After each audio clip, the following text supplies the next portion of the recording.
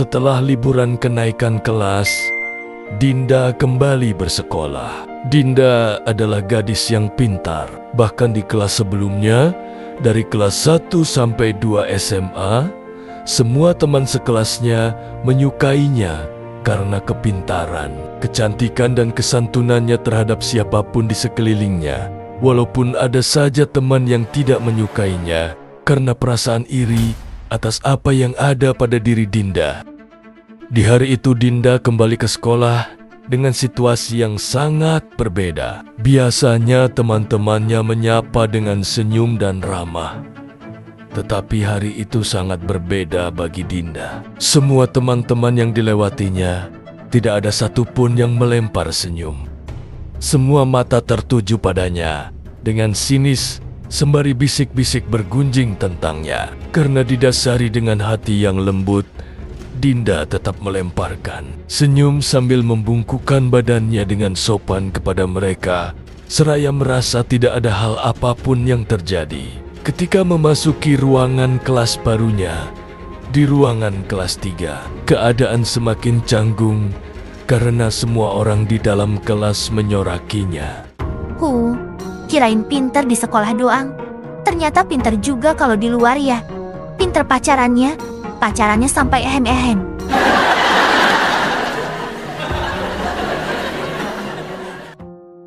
Celetuk salah satu siswa dibarengi dengan gelak tawa satu kelas. Ada 3 siswa yang bersikap biasa saja. Salah satu di antaranya bahkan terlihat panik Wina. Ketiga siswa dan siswi itu pernah ikut camping bersama saat liburan sekolah kemarin. Yang salah satunya adalah Manda kakak Dinda yang tinggal kelas. Pada akhirnya harus satu kelas bersama Dinda. Dan satu lagi adalah teman sekelasnya saat kelas 2 yang bernama Umar. Ketika ada salah satu siswa ingin menunjukkan foto yang sedang diperbincangkan kepada Dinda dengan niat ingin menambah kericuhan dan mempermalukannya. Salah satu sahabat Dinda bernama Wina langsung menghalanginya. Apaan sih lo? Lebay tau gak? Kata Wina.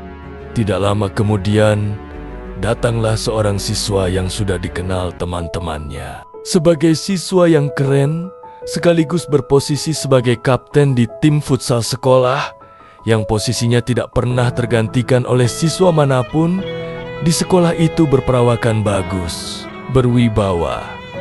Namanya adalah Salman. Ternyata Salman pun satu kelas dengan Dinda. Salman bingung dengan keriuhan yang terjadi, lalu menanyakan secara santai kepada teman-temannya. Woi, ada apa sih? Siswa yang ingin menunjukkan foto tadi kembali berulah dan ingin menunjukkan foto itu kepada Salman. Dengan melangkah mendekati Salman untuk menunjukkan foto itu, tiba-tiba Wina kembali menghalangi dengan menarik baju siswa itu dengan tambahan kata-kata makian dan ancaman. Heh, cupu. Sekali lagi lu bikin ulah. Gue gibeng lo ya. Dinda melanjutkan mencari bangku yang masih kosong untuk dia duduk dan ditawarkanlah oleh Wina. Din, kamu duduk sini di samping aku aja seperti biasa.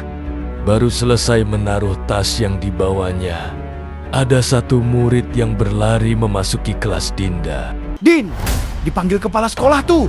Dinda langsung menjawab. Oh iya, aku langsung ke sana. Terima kasih ya. Jawabnya dengan sopan dan lembut. Lalu Dinda segera bergegas ke ruangan kepala sekolah. Sesampainya di depan ruangan kepala sekolah, tidak lupa mengucapkan salam dan tersenyum melihat kepala sekolah. Tetapi kepala sekolah langsung dengan nada membentak. Duduk, apa-apaan kamu? Bikin malu sekolah saja, baru kami bangga dengan kamu karena kamu selalu juara kelas. Lalu apa yang kamu lakukan ini? Bentak kepala sekolah sambil menunjukkan foto Dinda yang didapat dari salah satu siswa yang mengirimi foto itu kepada kepala sekolah. Dengan kondisi ada seorang pria tidak menggunakan pakaian dengan sudut pandang gambar seperti sedang menindih. Dinda, Tapi, saya tidak merasa melakukan apapun, Bu.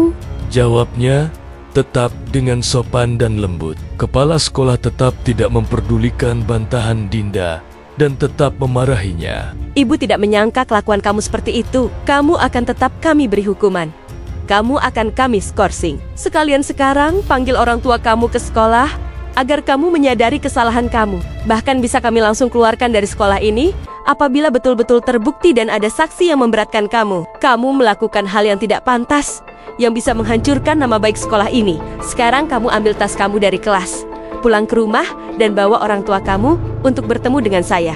Mengerti? Baik, saya mengerti, Bu. Jawab Dinda dengan tetap baik dan lembut.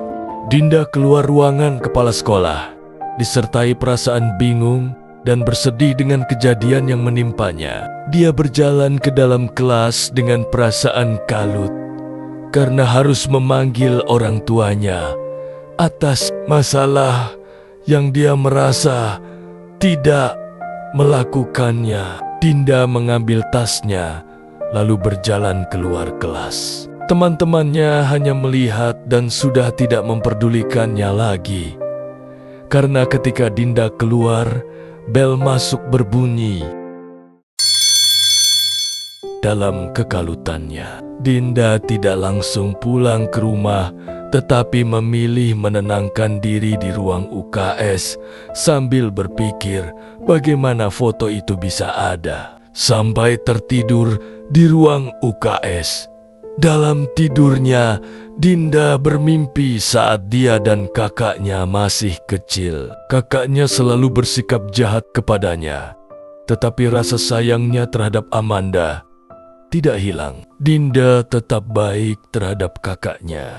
Dalam memori di mimpinya ketika ayah mereka masih ada, kakaknya selalu dibelikan mainan yang lebih bagus darinya. Amanda selalu merengek kepada ibunya juga untuk dibelikan sesuatu dan selalu dikabulkan. Sedangkan Adinda tidak pernah meminta apapun sehingga hanya bisa melihat barang-barang kakaknya dengan perasaan senang sekaligus bersedih.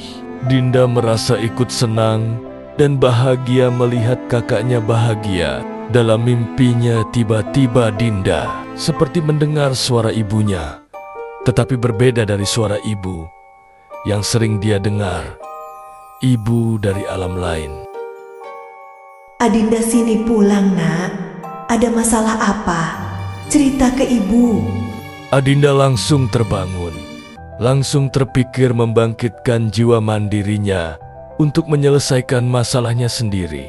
Daripada aku merepotkan ibu untuk masalah yang bisa aku selesaikan, aku harus bisa menyelesaikan masalah ini sendiri.